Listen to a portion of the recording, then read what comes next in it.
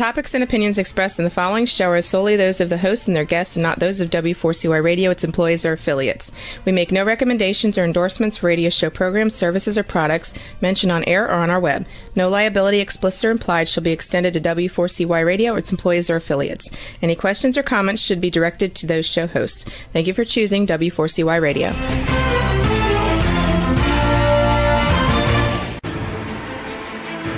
What's working on purpose anyway? Each week, we ponder the answer to this question. People ache for meaning and purpose at work, to contribute their talents passionately, and know their lives really matter. They crave being part of an organization that inspires them and helps them grow into realizing their highest potential.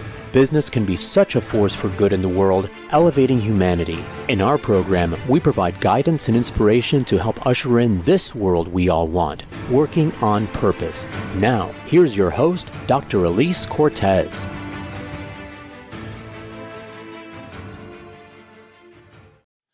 Welcome back to the Working on Purpose program, which has been brought to you with passion and pride since February of 2015.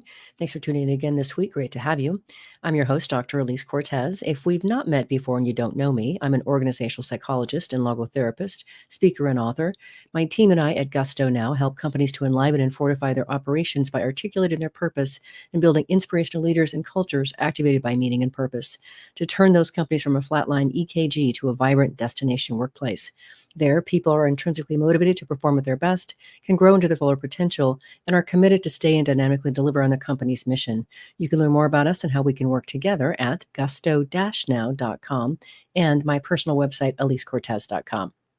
Now, getting into today's program, we have with us today Erwin Kelley, who's an award-winning architect, experienced designer, and co-founder of the bi-coastal strategic design firm Shook Kelley.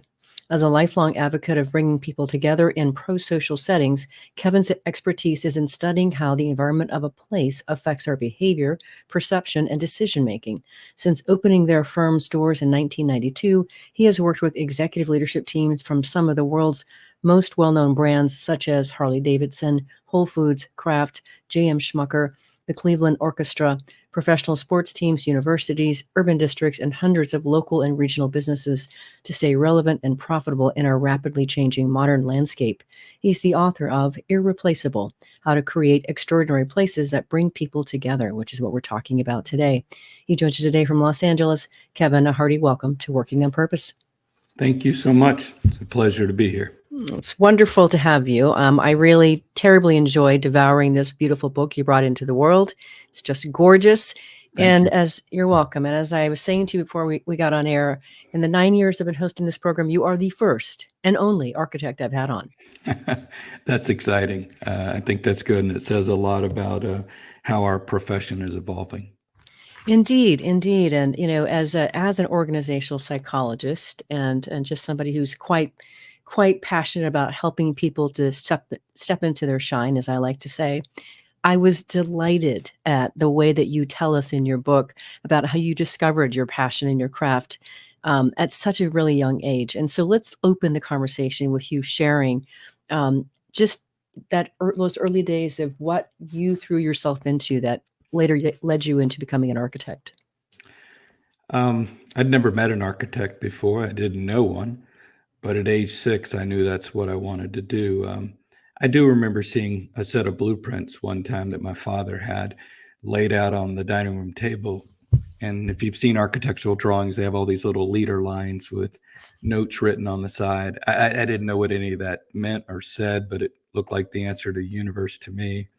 But my real desire for it was I was overwhelmingly observant of human beings. I would watch how people knocked on the door, put the key in the door, even put ice cubes in a glass.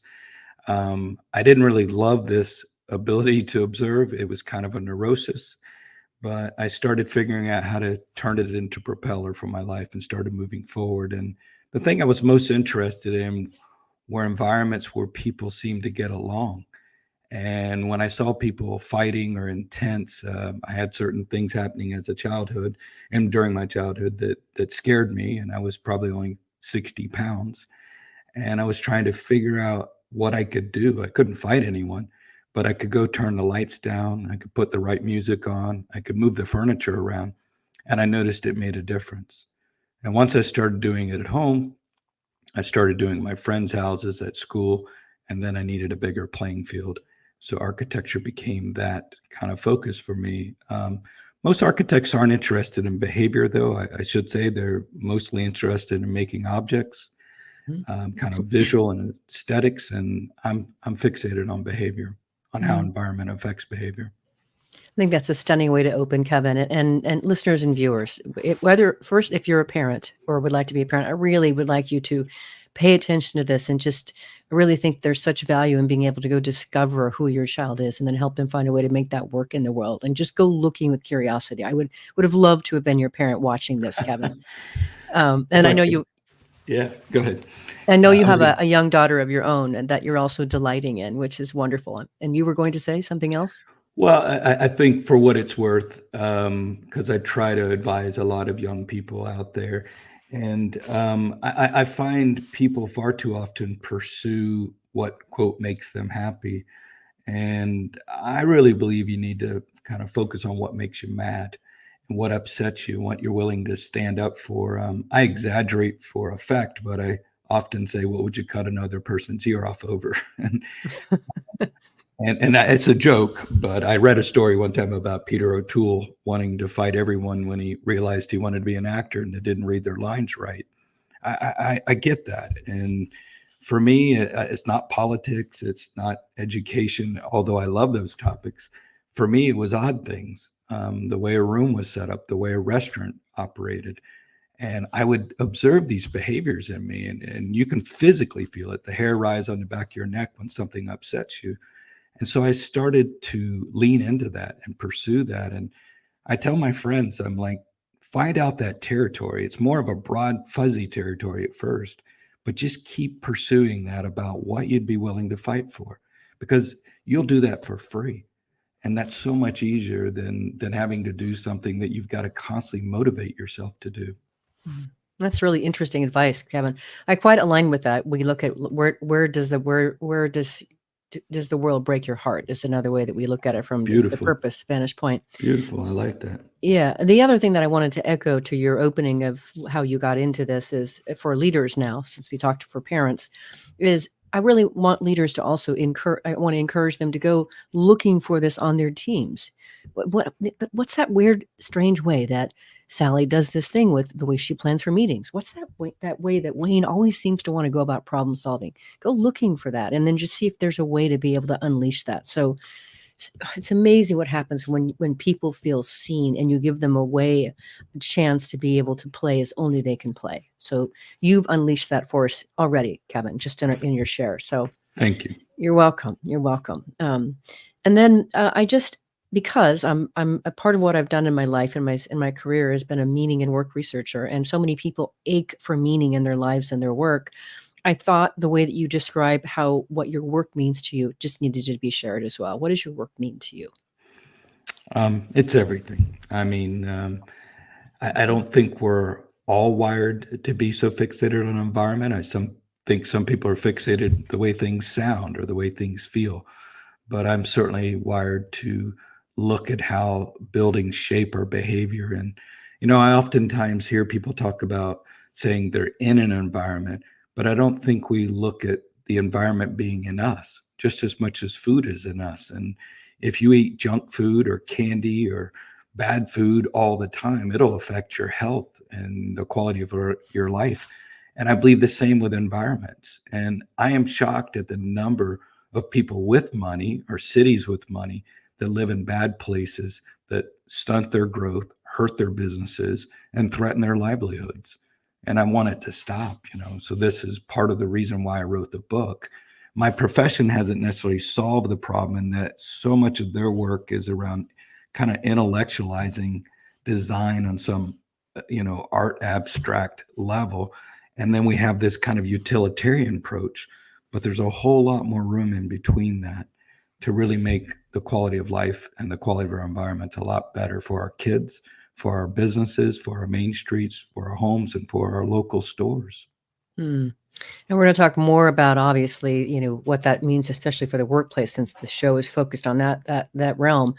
Though before we do that, I do think it's interesting that you say in your book that you've really, really made quite a place for yourself in designing things like around grocery stores, convenience stores, pet stores, gyms, restaurants, bars. Why those particular places? Yeah, it's kind of an odd thing. As we discussed earlier, I was so observant about everyday places, the post office, the Department of Motor Vehicles, grocery stores, people standing in line. And when I went to architecture school, everything was so focused on operas and orchestra halls and, beautiful houses in Aspen and churches and other facilities. And while those are great, and I really enjoyed those, I couldn't understand why we weren't solving the everyday places. Why do dry cleaners have to be so bad and convenience stores have to be so threatening and harsh, like almost like an airport tarmac? Yeah. And then I started dealing with the leader of those entities, and they tend to be hyper rationalist, utilitarian, efficiency focused individuals who make a really compelling case why design has no place in their places. But then I started going, I think it does. So I have to prove that environment affects behavior and ultimately sales. So I set myself out on a mission with my colleagues, my business partner, Terry Shook, who's my mentor, a great architect, and others, to really say, how can we change these everyday places? And a word we use is extraordinary. And we break that word down into extraordinary. How do we take those everyday places and make them better? That's so beautiful.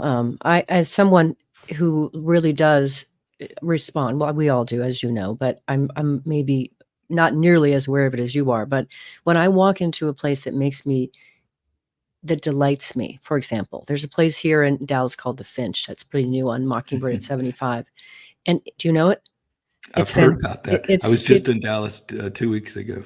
I would love to hear your opinion on it. For me, when I walk into that place, Kevin, it just automatically lifts me. It's beautiful, so it pulls me up. It invites me to play with food and drink in a different way. Fascinating. I've heard about it. I haven't seen it, but I will tell you this, that the thing that, we all know something that others don't know, and it's great when somebody can give you some insights into how we function as people and work in society. And the thing that I really spent my life understanding is how our senses affect our behavior, our mood, our perception of places, and not only intellectually, but biologically and socially. And when you walk into a place that feels good, it's almost always starting with your senses first. And we could break down each of those senses into what's happening, but those places create a kind of visual harmony and a social bliss and a feeling of safety. And when I say safety, that's physically, socially, and emotionally. And when you get in those kind of forums and they're stimulating your senses, it's so invigorating for us. And that's when memories are made. During the pandemic, when people were staying home, they lost all sense of time because they kind of hit a cognitive impairment of just the same old place in and out. And they couldn't remember their memories well, because memories are generally differentiated through the places we're in. If we think back to all our great memories, we imagine being on that dock or on that island or in that restaurant. We all remember where we proposed or where one of our relatives was born. There's something really powerful about memory and place. And it's those types of things that really make a place feel great.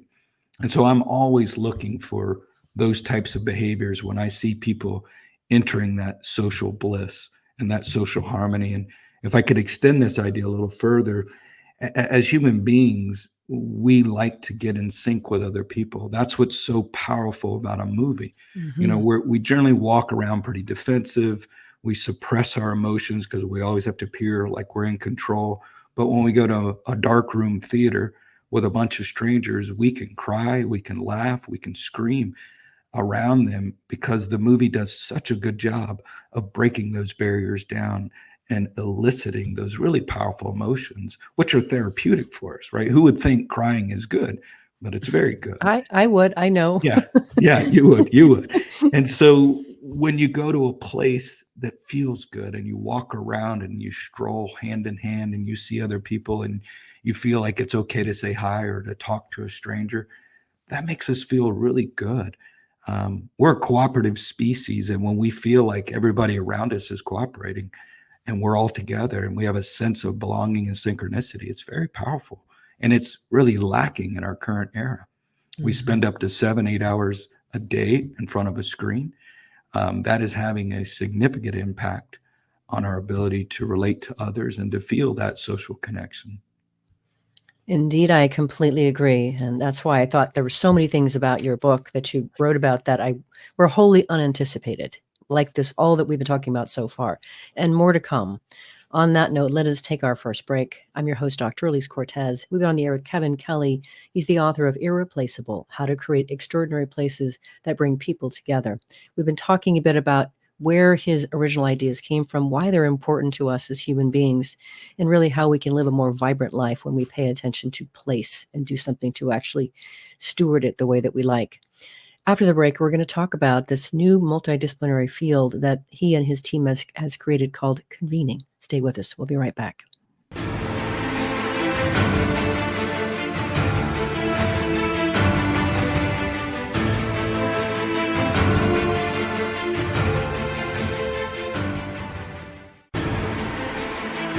Dr. Alise Cortez is a management consultant specializing in meaning and purpose, an inspirational speaker and author. She helps companies visioneer for greater purpose among stakeholders and develop purpose-inspired leadership and meaning-infused cultures that elevate fulfillment, performance, and commitment within the workforce. To learn more or to invite Alise to speak to your organization, please visit her at alisecortez.com. Let's talk about how to get your employees working on purpose.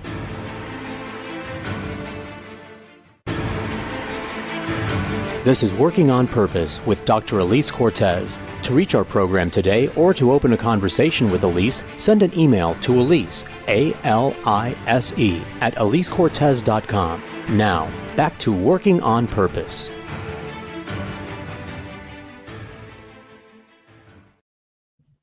Thanks for staying with us and welcome back to Working on Purpose. I'm your host, Dr. Alise Cortez, as I too am dedicated to helping create a world where people realize their potential at work and are led by inspirational leaders that help them find and contribute their greatness. And we do business that betters the world. I keep researching and writing my own books.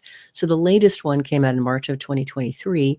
It's called The Great Revitalization, How Activating Meaning and Purpose Can Radically Enliven Your Business. And I wrote it to help readers understand the lay of today's workforce, what they really want to thrive. And then I offer 22 best practices to help equip you in your culture and leadership to provide that for them. You can learn more about my books at alisecortez.com or find them on Amazon. If you are just joining me today, my guest is Erwin Kelley. He's an award-winning architect, experience designer, and co-founder of the bi-coastal strategic firm, Shook Kelley. So I was quite intrigued. There were so many things about your book that I, like I said, did not expect and was delighted by. And one of them is this notion of this new multidisciplinary field you and your team have created called convening. Let's talk about that.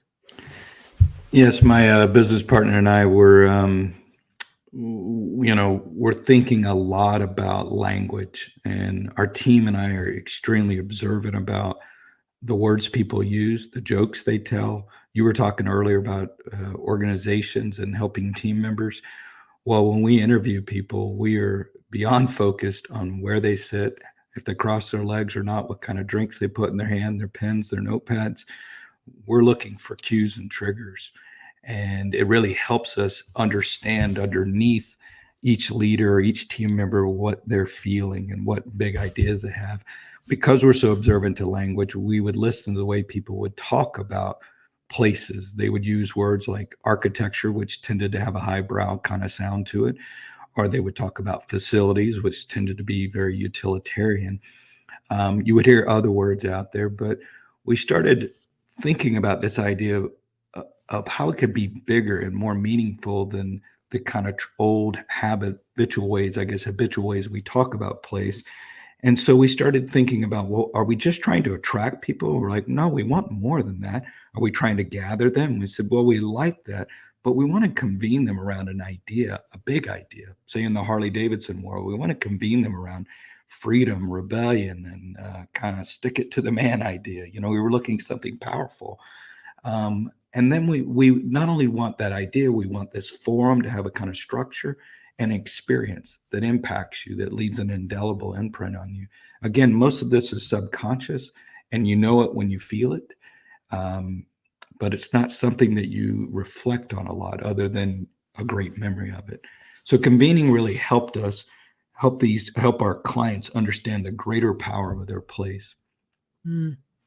I just, especially, and we'll talk more about this as we go, but just really fixated today, of course, not just on where we live and dwell and visit and play, but where do we do our work? And that's something we'll talk about later. I'm thinking about making it more a compelling place to convene. It just fascinating. So we'll get there. But one of the other things that you said that I thought was really worth discussing, and something that I too find myself, shall we say, disgusted by. I don't know if you are or not, but I am. But you talk about how there's this fixation on ease and efficiency. Technology is supposed to make things faster and better and easier and all these sort of things. But then you say, shouldn't some things in life require effort? Yeah, there's this whole attack on anything inefficient. And you hear the tech titans constantly talk about it. You hear Wall Street talk about it, and the spreadsheet driven folks just constantly talking about ruthless efficiency. It's almost a prideful thing that they brag about. And I start, they keep saying, well, you can use Chat GPT to write a love letter. And I'm like, well, shouldn't I write a love letter? Shouldn't I actually make it? And you can send a text message instead of buying a card.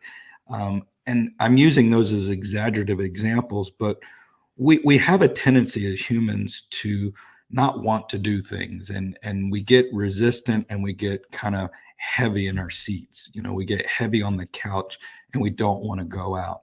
But I can almost guarantee you, every time you go out and go into the world, you have such a great opportunity to expand your mind, to activate your senses, to meet somebody new. If I think about all the changes in my life, I met my wife at an airport baggage claim on a trip that I debated about going to, and it completely changed my life. I mean, everything about my life. And to this day, my wife and I lay in bed and go, can you believe we met in baggage claim? And had I canceled that trip, I would have never met her. And so there is this kind of force out there that wants to keep us at home in our pajamas, binge watching Netflix, ordering our food in. And yes, that's easier, but it's kind of dangerous for us. It's dangerous for us personally, socially, civilly. We need to get out and meet the other and to interact just as much as we need to walk and move our body. Mm-hmm. I align with that, Kevin, because as a logotherapist, what we know is that in logotherapy, for those of you who don't know what that is, or logophilosophy is really, it's about healing through meaning. But what we know about human beings is that we need a certain tension in our lives to be vital. That tension between who we are today and what we're striving for tomorrow or in the next moment. There's that reaching that you're really talking about that we need. Otherwise, we become apathetic and we start to atrophy, which is what you're talking about. Said. Yes. Thank you. And I just worry that we are getting more and more this way. And what I've noticed among my friends, my colleagues, even myself, is this tendency to go, I got to put on clothes. I got to put on a tie. I got to go to this event. And we're all developing a form of social anxiety. Yet every time I do that, something great happens. Mm-hmm. And I just can't encourage people enough to don't let that kind of gravity pull you down. Yes. Because you're just going to become a lemming. And we all remember that film, WALL-E. And there were people floating around a lawn, lazy boys having all their drinks, and their legs and their knees didn't work because they hadn't used them. They couldn't push buttons. Right. We're not that far from that. Yeah. We really are. We're growing generations of kids that don't go out. Yeah, not that we want to focus on this, but I heard a statistic that 1 billion people across the world are now considered obese. Yes. So yes, we are getting there. We are getting there. So let's move on to a more interesting or enlivening things than important things to talk about. But I was very also intrigued with your whole bonfire effect idea, Kevin. We've got to talk about that. Sure. Yeah, I won't try to play myself as some intellectual that grew up, around some glorious environment. I grew up in the swamps in South Florida. There wasn't a lot to do off a dirt road, and the weekends were, well, during the week we built vehicles that looked like something out of Mad Max vehicles, airboats and buggies and four-wheel drives, and we all went out into the 6 miles out into the Everglades to a big kind of redneck Riviera mound of dirt in the middle of the swamps. And we came from different high schools and different places, and we did this every weekend. It was a ritual. Nobody sent out a notice because we didn't have notices back then, but we knew that's where to be.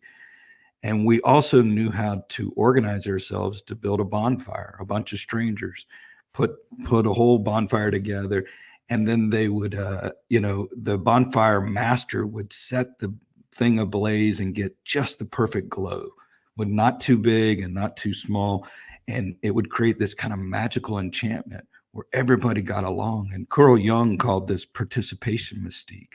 He said this is when there's something happening underneath our consciousness that unites us. It goes back to that social synchronicity I mentioned. And when I left the swamps and ended up going to college and eventually teaching at Harvard myself, I saw bonfires everywhere. I see them on Rodeo Drive. I see them on Fifth Avenue. I see them in, Minnesota and Oklahoma. They're everywhere. And I'm very intrigued with, when do people come together and create that social harmony and that social connection? And so a lot of companies have chief brand officers, which oftentimes becomes more about economics or just promotions. Right. And I'm more interested in what brings people together around that idea, that form, and that experience, and who's tending to that flame. Because we all know brands that get too big. The bonfire gets too big and chases everybody off, or they die down and kind of dwindle and don't really have that power to bring us together anymore. Mm. Imagine if Sears had a bonfire master as opposed to a financial engineer figuring out how to, sell private equity.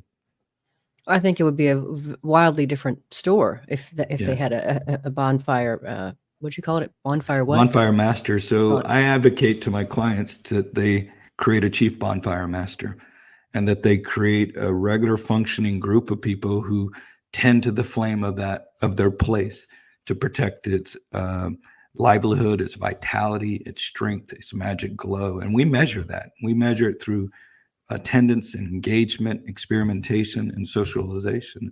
Of course, ultimately with sales. Mm-hmm. What's interesting about that to me, Kevin, just quickly, that relates to it for me is what you're really speaking to is somebody inside of the organization that's really, I don't know, stewarding, well, the health and the heartbeat of the organization for sure. It's flame. Yes. But to me, that reminds me of what you do, or maybe I don't know if you still do this. It really did delight me to know that, the way that you have continued to sharpen your own saw and develop your craft is, you're the guy that sits out in the parking lots and the folding chair and watches people come in and out of stores. And I think all day long, every week. I think that is delightful. That you had to confess this to your wife. Yes, I did. And, every day she'd see me going to work and she'd go, "Why are you wearing that?" And I'm like, I just want to blend in. And because I'm going to all different types of environments. And I go and just become an eavesdropper and a voyeur, a professional voyeur. And I just watch and observe people. And, I've been doing this 31 years as my own company. And whenever I go to these places, I don't know what I'm going to find. And that would normally give me an anxiety. It gives my staff an anxiety sometimes. And I'm like, we're just going to sit here until we start seeing anomalies, patterns, and trends. And sometimes that'll happen in 1 hour. Sometimes it'll happen in a week. And I tell my clients, because they're always looking for breakthroughs, and they're like, how do you come up with them? And I'm like, deviations to the norm. If I see people coming in and everybody's wearing the same sock, there's something to it. Or everybody's driving the same type of car, everybody's buying the same type of product. That is a clue that gets me in deeper. And I will keep mining that seam until we hit upon the breakthrough we need. Does anybody ever come up to you and say, "What are you doing?" I mean, you've been sitting here, for 2 hours or 3 hours. Did anybody ever do that? Yeah, I tell the story briefly in the book about Ernie, the tow truck driver at Harley Davidson Oh, stores. yes, you do. It's so funny. Yeah, Yes. and so Ernie was a great guy, and I loved Ernie. And if I could deviate there, the great ritual was when you go to Harley store, everybody kind of circles the interior and watches other people get on bikes and grip it. And people do exactly the same thing. They look down at the engine, they pull the handle, and somebody eventually says to them, they go, "What do you think?" And they have a whole conversation around that. And that would be odd, that ritual at a Banana Republic store. If you said, "What do you think of that sweater? You're going to buy it?" You know, we would call the police. But in a Harley store, it's perfectly normal. And Ernie and I became, friends, and I was just really learning a lot about him. But I went to another store about an hour and a half away the next day, and lo and behold, Ernie was there. And my staff started freaking out. They're, "Oh my gosh, Ernie's there." And I'm like, "Yeah, what am I going to do?" So I went up to Ernie and accused him of following me. I said, "Hey, what are you doing? You following me?" And he said, "No, no. I go to different Harley stores every day because I like to just hang out, and I feel like if I'm not buying stuff, they're going to make me leave." That was exactly the insight I needed. My team and I started focusing on, they're like, "Why does the store make you feel like you have to leave?" So then we started designing the stores with bonfires and cafes and gathering spots and saying, "Why don't you come here anytime you want?" Because everywhere else, Ernie didn't feel like a hero. He said the funniest thing. He said, you know, "I need six pack abs and a MacBook Pro to go hang out at Soul Cycle or Blue Bottle Coffee." He goes, "But in this store, I'm a hero." And Mm. that was everything I needed to know. And I get those kind of anomalies by listening to people talk. I said it early, but oftentimes jokes are where they really tell me the truth. Mm. Because Ernie said one line in our discussion. He said, "Yeah, this is a place for midlife crisis males fading in strength." It told us volumes, Mm. everything we needed to kind of start focusing on. Oh, too bad we only get an hour together, Kevin. You're delightful and I'm sorry if that was a so long much answer. knowledge. No, it was delightful. It was terrific. Don't want to apologize for being brilliant. Let's grab our next break here. I'm your host, Dr. Alise Cortez. We've been on the air with Kevin Kelley. He's the author of Irreplaceable: How to Create Extraordinary Places That Bring People Together. You've heard him talk about some of his things that he has fixated on over the years, including the bonfire effect and convening. After the break, we're going to devote that segment to really focused on the work versus payoff ratio of place and how we can really look at our physical our environment in the workplace. Stay with us. We'll be right back.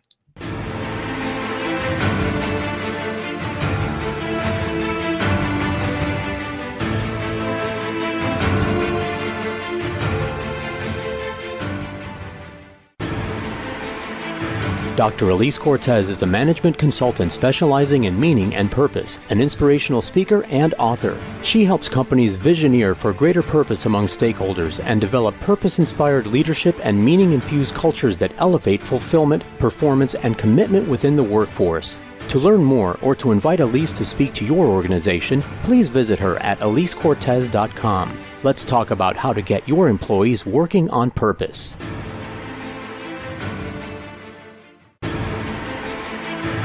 This is Working on Purpose with Dr. Alise Cortez. To reach our program today or to open a conversation with Alise, send an email to Alise, A-L-I-S-E, at alisecortez.com. Now, back to Working on Purpose.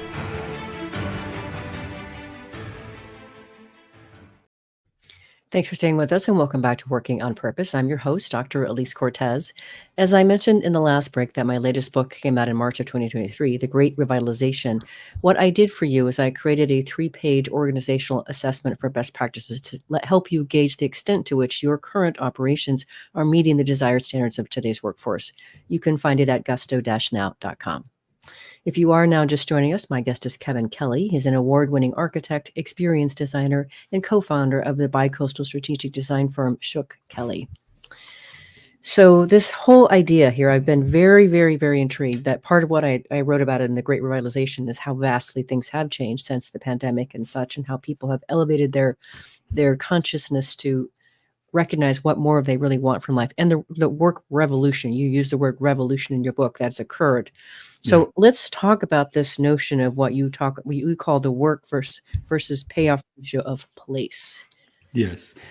I'll try to make this quick, but all over our country for hundreds of years, people participated in the American dream of setting up businesses and car washes and barber shops and small cafes and pubs and bars. Since 2007, when we had the iPhone come out and the kind of mass adoption of social media and online paying, less and less people started visiting and places started dying kind of death by 1,000 cuts because they can't afford to give up 10, 20% of their business. And yet these people are calling me to save them and save their places. And when I try to study how they were competing, they were trying to emulate the online businesses that focused on price, variety, and convenience and ruthless efficiency. And up until that point, really stores, local shops, local places were the only places you could get things done and get goods. But in this new world, you can get stuff from China, you can get stuff from India, you can get stuff anywhere in the world. And anybody with a computer in a garage or even a smartphone on a side of a road can set up a business. And so it's very difficult to compete on that in that contest. So I get my clients out of that race. I'm like, stop competing on price, variety, and convenience, and start competing on other aspects, social bliss, harmony, connection, discovery, adventure. And so when we look at going to a place versus ordering online from our PJs at home, to go to a place, I've got to get dressed up, brush my teeth, comb my hair, get in a car, find parking, go in a building. That's work, and it's irritating. And a lot of companies aren't really focused on that because they're focused on that price, variety, convenience dimension. Well, what I want them to focus on is really making the payoff higher than the work. They need to work on the work aspect, but they also need to work on the payoff. And those payoffs are normally emotional and social, often physical too. There are physical payoffs you can get from going to a place. So whenever we are evaluating a place, the first thing we do is really break down what are the aspects that humans would consider work, and what are the aspects humans would consider a payoff. And I'm giving you the short answer of that. Yes, I know. And I appreciate that, which is just because it goes by so fast. One thing that I became very aware of, Kevin, you just said that just so in such an enlarging way, is how experience became such an important criteria, especially after the pandemic. People were searching for and wanted experiences, rich experiences, connective experiences. And so, of course, in my world, a lot of what I do is either consulting, speaking, workshops, etc. So the difference between doing that via Zoom and in person is about 3.5 worlds apart now. Yeah. I mean, every time I have a choice: go visit my client, do the presentation, or do it on Zoom. Every time I go visit them, it's a lot of work. It's a lot of expense. The meetings are just so much deeper, better. The connection's stronger, and the ideas are richer.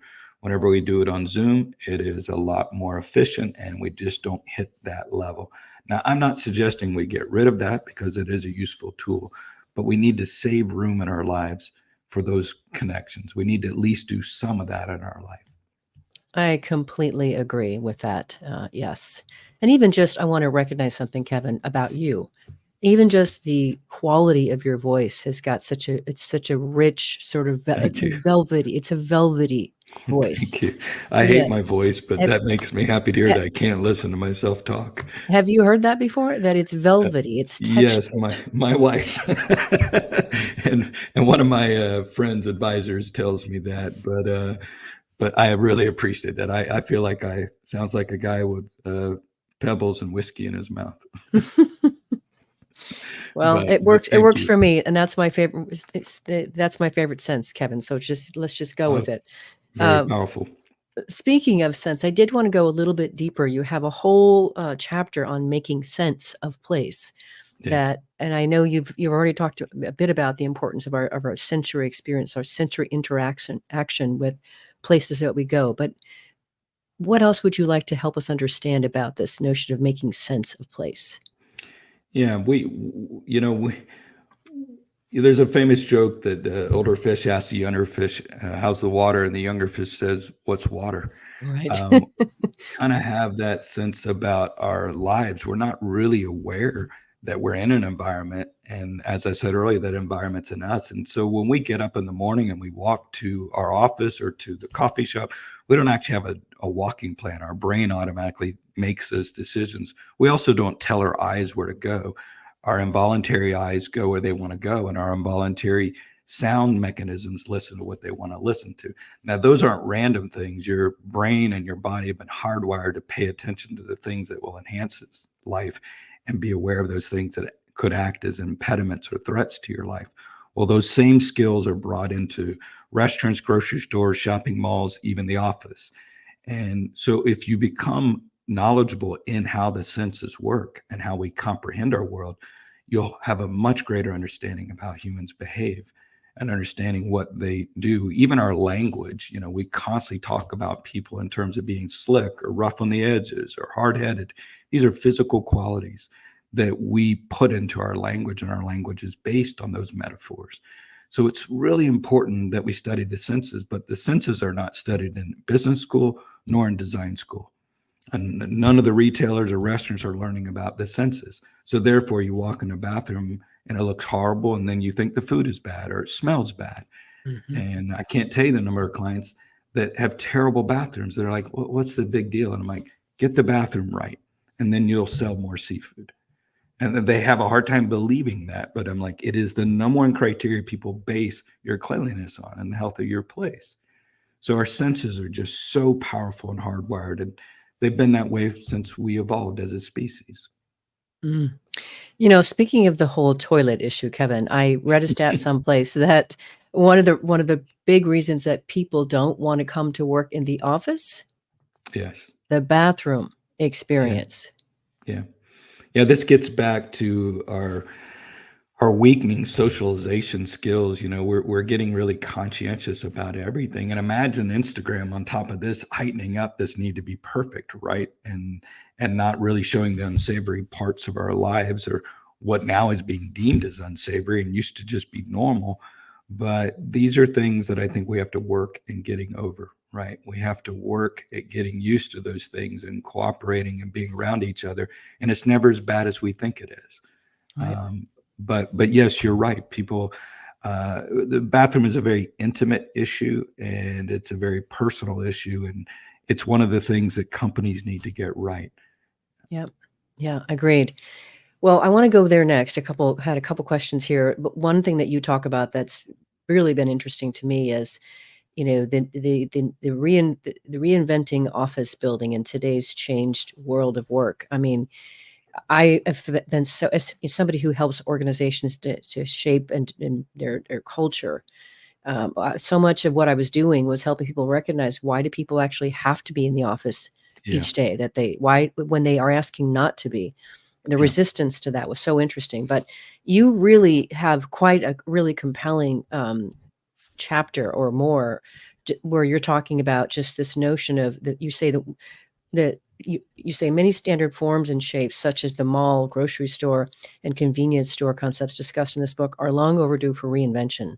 Same goes for the institutions of universities, museums, and performing arts facilities. But the most concerning standard forms and shapes needing radical reinvention are office buildings and, by extension, downtown areas, central business districts, and urban employment centers.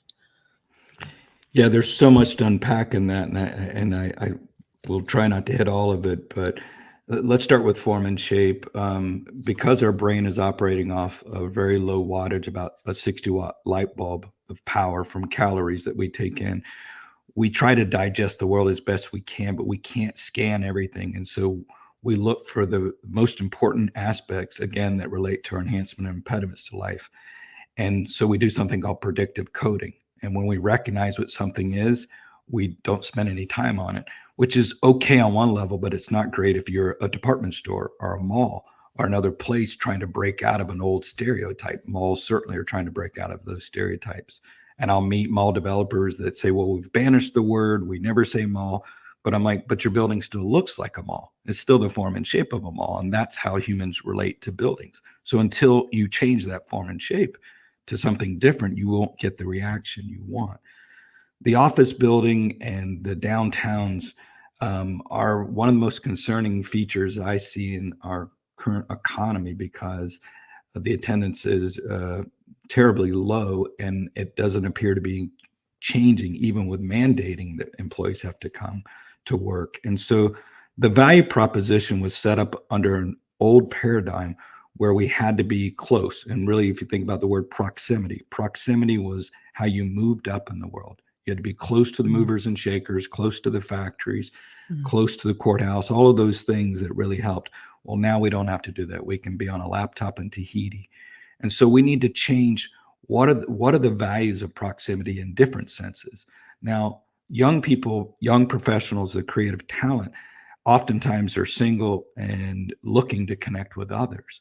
And so downtown environments provide a wonderful opportunity to serve as playgrounds and kind of atom smashers of social identities and social experiences. So that's about the best bet our central business districts have. But this old paradigm of I have to be on the 33rd floor next to a secretarial pool just doesn't cut it anymore, unfortunately. Yeah, it's really, really very, very fascinating for me to see how this is going to play out. And as you say, there's no easy answers. There's a lot of complexity in this. And I also agree with you. You talk about this moving away from mandating a return to the office to making the experience compelling. And you've mentioned this a little bit here, but this is something that I'm watching more and more organizations start to focus on, recognizing we can't just say but because I said so. You have to come in because I said so. Yeah. Well, the best talent, and that's who the companies want, can go wherever they want to go. That's And right. that's where we really need to boil it down to, is we're not talking, we all want the best talent. And it's really they're calling the shots.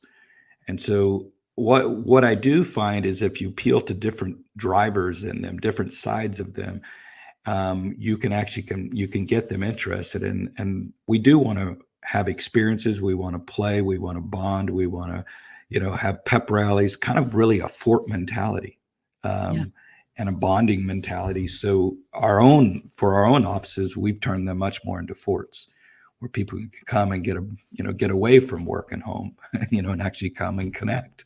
But we have a 10-year cycle here we're going to have to worry about.